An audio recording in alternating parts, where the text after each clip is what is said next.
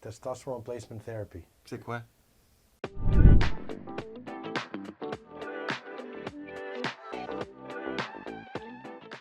Remplacement de testostérone. Andropause. Andropause? Manopause, j'appelle ça comme les plusieurs facteurs. Il y a ménopause pour les femmes. Mais en bref, il y a des facteurs de diminution de testostérone avec l'âge ou pour des raisons secondaires ou primaires. Donc, le testostérone dans le sang diminue et donc on a des effets secondaires, la faiblesse, la fatigue, moins d'appétit sexuel. Moins de sourcils, ça se peut-tu? Il y a des hair loss, il y a des patients qui deviennent... mais ça peut être aussi à cause des autres hormones comme la thyroïde peut aussi impacter les cheveux. Et puis, finalement, tu peux remplacer la testostérone, puis comme ça, tu remontes le niveau.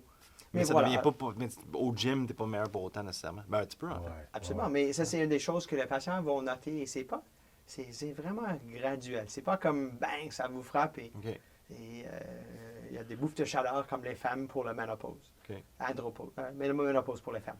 Mais l'andropause, c'est quelque chose, année par année, on gagne du poids. Des fois, c'est plutôt dans les diabétiques. On appelle ça le syndrome métabolique. Il y a toutes sortes de choses qui arrivent. Est-ce que c'est inflammatoire, plus de poids, donc on est plus sédentaire, on ne bouge pas, on fait moins de musculation et une chose arrive à l'autre. Et là, on baisse le testo et ce n'est pas quelque chose de constant.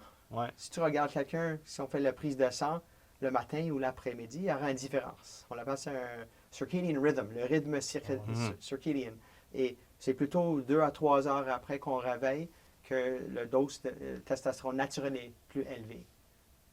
Et, le matin. Donc, quand on fait une prise de sang, c'est mieux le matin vers 9-10 heures.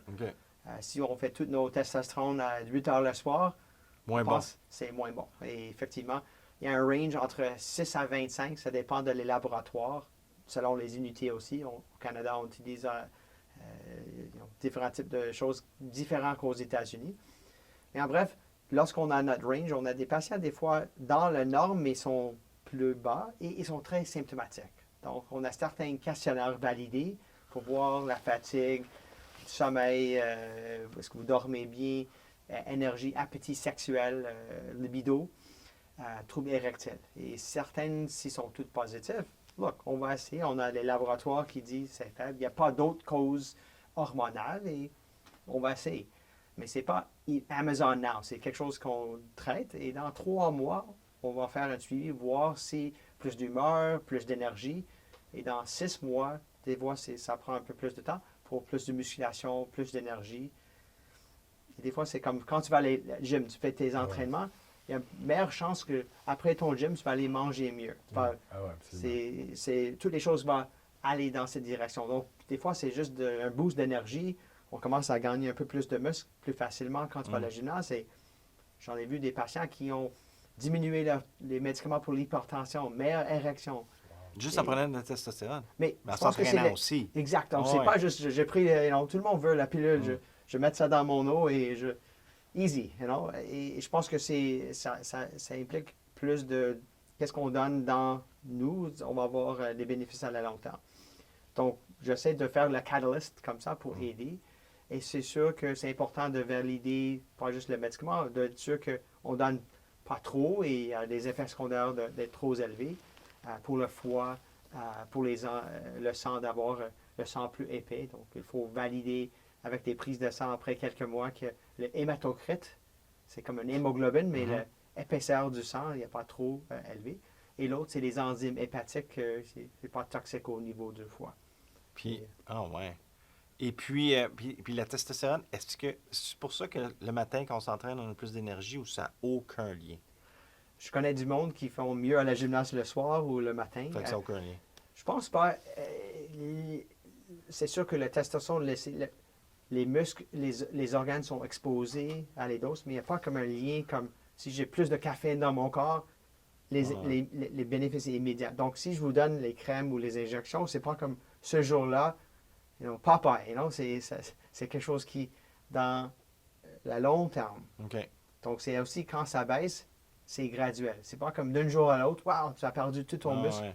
Qu'est-ce qui se passe? Alors, c'est graduel et la même idée pour le traitement. Donc, on commence, il y avait un vieux temps, les pilules par la bouche, mais quand on mange, la première chose, la moitié expulsé par le foie. Donc, il faut donner des grosses doses, beaucoup de toxicité. Donc, on ne prend pas par la bouche. OK, cool. Maintenant, est-ce que c'est des injections?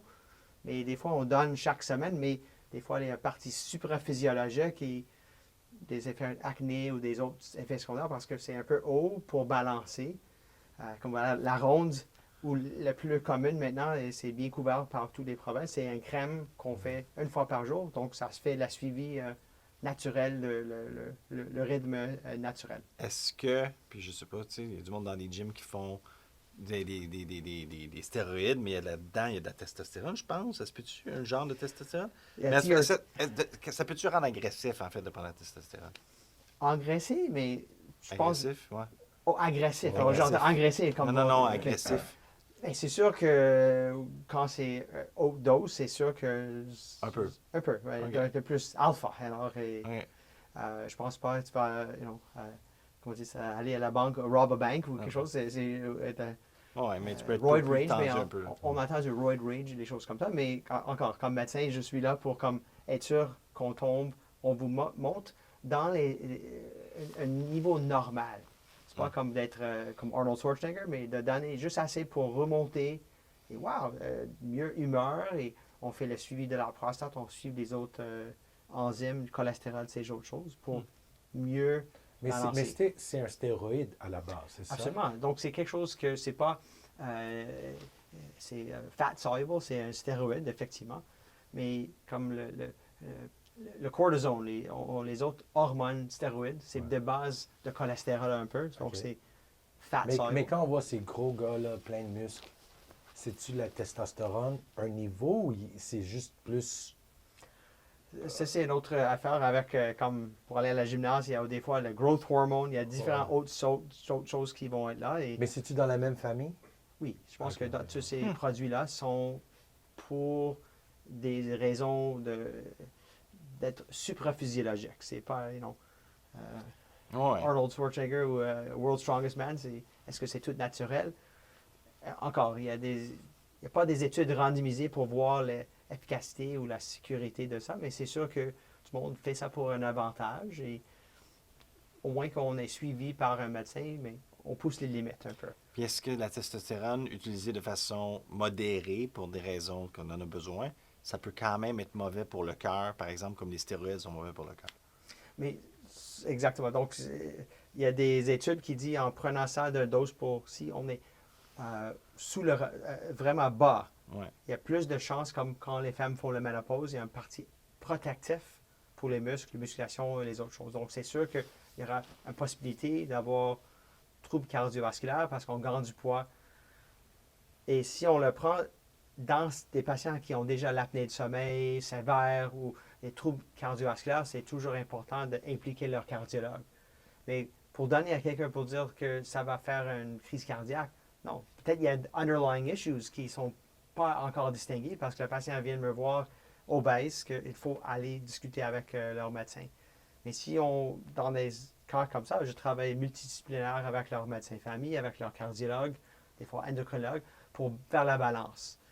Mais comme tel, si vous utilisez naturellement, les raisons de ne pas donner à quelqu'un, c'est si on a un cancer actif métastatique, une des choses, on veut diminuer la testostérone. Et je vois l'opposé, des patients qui viennent me voir que leur APS était off the charts et il y avait des métastases. Et là, on donne une petite injection qui fait l'opposé. C'est comme une forme de castration. Si on enlève les testicules et le testo chute presque à zéro. Et là, ils ont fatigue un peu, moins de musculation, perte de les os, l'ostéoporose. Donc, l'utilisation dans l'autre sens, dans des situations, je pense qu'il y a un avantage cardiovasculaire, musculaire, osseuse. Et Mais si tu n'as pas besoin, tu es en bonne forme, tu t'entraînes, puis tu décides de le prendre. Mais, y a-tu des... mais c'est pas comme je vais décider, je vais aller à le magasin à Loblaws et d'acheter un peu de... Non, mais un médecin ne va pas me dire de le prendre si j'ai pas besoin. Comme si je suis juste au niveau, est-ce que tu... C'est clair, il y a certaines situations, donc c'est faible, c'est comme à 4. Et wow, C'est quoi le nombre? C'est 9 à 12? 6 à 25. 6 à 25. Certains labs, le Biron, CDL, il y a toujours une petite variation, mais en bref, je dis entre 10 et 20. Il y a un peu un petit buffer à la fin, et si quelqu'un est entre 6 et 10, c'est clairement, là, Look, OK, cool, on va essayer. Et c'est pas comme... C'est une prise de sang, puis tu sais tout de suite. Oui, on fait une prise de sang, je check aussi les autres hormones, thyroïde, cholestérol, ces autres facteurs. Et il y a toujours des petites autres choses qu'on peut travailler. Et quand on sache les chiffres, alors quand tu sais ton cholestérol et ça, ton niveau de foie et ça, vous pourrez faire des ajustements.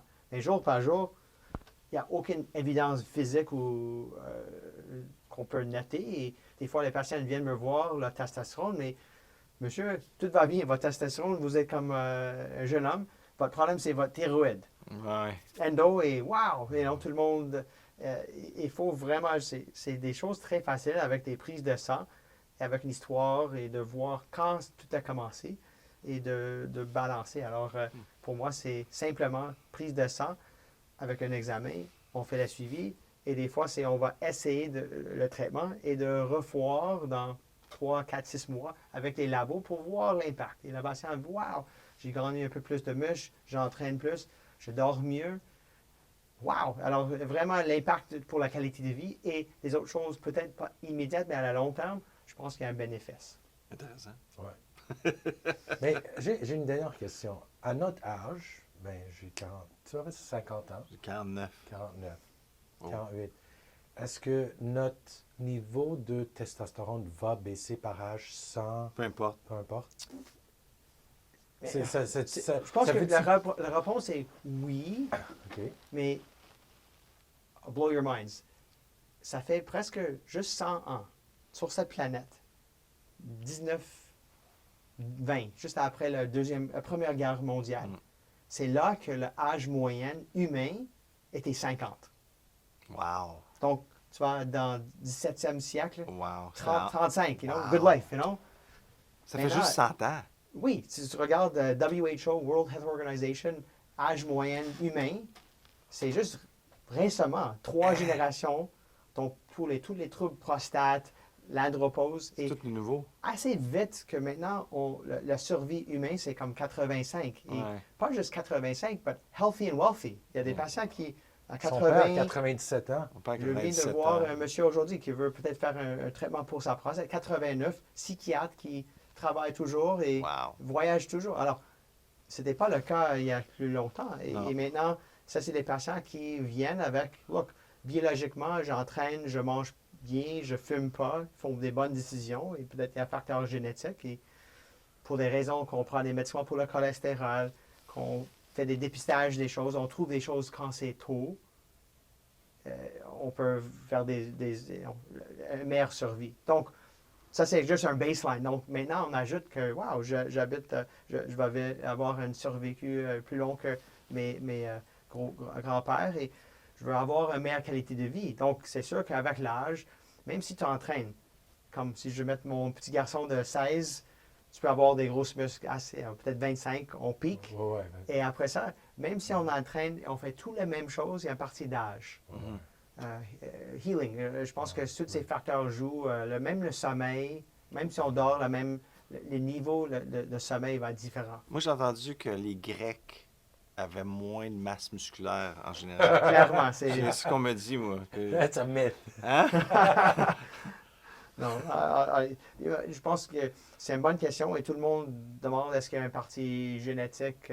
Les patients asiatiques ils ont plus d'estrogène, les choses peut-être plus mangent. Mais en bref, regarde le monde qu'on a maintenant. Je pense que c'est plus les pures laines. Il y a tout un mix dans le montant de voyage, les interracial relations. Je pense que la population humaine devient très mixte. Alors, ça dépend peut-être culturel. Est-ce que tu peux entraîner de la même façon quand c'est 45 degrés à Athens? Je pense quand c'est moins 18, on ne peut pas faire beaucoup des choses extérieures. Non. Donc, on va aller entraîner plus. Donc, c'est pas juste les Grecs, peut-être les Grecs qui sont dans des différents pays, et beaucoup des choses qu'on fait, c'est qui nous sommes entourés par. J'ai une dernière question par rapport à la testostérone. Est-ce que pour le recovery, c'est une des choses, les plus grands facteurs? Pour la récupération. Pour récupération, comme si tu entraînes et... Oui. C'est ça que j'ai entendu. honnêtement, je pense que c'est même le growth hormone. C'est sûr que quand tu fais la gymnase, notre but, c'est de faire comme le shockwave. C'est comme un petit déchirure du muscle. Le lendemain, DOMS, Delayed Onset Muscle Soreness, c'est sensible. Et tu as cette pompe-là on aime tous. Il y a des endorphins qui rentrent dans notre sang et on sent bien. Mais c'est pendant les prochains jours que si tu manges bien, l'entraînement, c'est là que tu vas être plus fort. Parce que tu guérisses et tu entraînes. C'est une compensation à cause de stress, on développe plus de muscles. Donc, pour cette raison, c'est sûr que ce testostérone va aider. Et on voit ça pour celui qui les prend pour à la gymnase ou les jeunes hommes, mes enfants qui passent la puberté, c'est Hercules. Alors, c'est wow. Je le vois avec mon fils, c'est fou. Et voilà, je pense que est-ce que c'est la jeunesse, est-ce que c'est la phase que les tissus sont pour la première fois exposés et il y a toute une manifestation de puberté et de développement. Et après 25 ans, c'est là que les choses sont fusées. Là. Dans les os, de epiphyseal plates, là, voici votre taille pour hauteur à vie. On ne peut pas aller plus loin que ça. Mais on n'a pas trouvé de médicament encore qui fait grandir. Hein? Mais mon nièce, il prend des growth hormones pour cette raison, parce qu'il n'est pas encore atteint dans son limite. Et donc, d'ici ce point-là, en donnant des petits growth hormones, ça va aider à avoir plus de hauteur. Mais après 25 ans, c'est fini, ça ne bouge plus. Donc, c'est ça. Alors, dans les os, on a tous la partie comme pour rejuvener le sang, l'extérieur pour le poids. Mais à les limites, c'est là que ça peut continuer à grandir jusqu'à un point que les plates, epiphyseal plates, vont comme geler. Et lorsque c'est comme du béton, we're done. On ne peut pas. La seule façon, je connais un orthopode qui va briser l'os, séparer, et donc ça va guérir entre pour avoir une extension. Mais c'est, je pense, un peu plus difficile. Mais voilà, alors dès qu'on frappe un certain âge, mais du monde, des fois, qui vont prendre growth hormone plus avancé. Et là, on ne va pas agrandir là, mais le mâchoire, le nez, les doigts, parce que c'est aussi cartilage, va avoir plus de longueur. Alors, ça, c'est... donc, tu peux peut-être voir quelqu'un qui... tu prends le growth hormone, comment tu sais, mais tu as un mâchoire un peu plus large et certaines imbalances à cause que certaines os ou cartilage peut avoir plus d'impact sur le growth hormone. Salut tout le monde, Nick Drossos. Dr. Kevin Zorn. J'espère que vous avez aimé cet épisode. Et si vous avez des commentaires ou des questions, partagez-les avec nous. Et on se voit la semaine prochaine.